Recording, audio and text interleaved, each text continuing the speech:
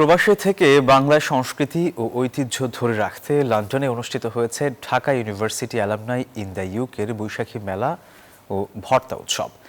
গেল রোববার London enterprise school হলরুমে আয়োজিত অনুষ্ঠানে বাঙালির ঐতিহ্য, সঙ্গীত ও সংস্কৃতির সমন্বয়ে লাল সবুজের মিলন মেলায় পরিণত হয়।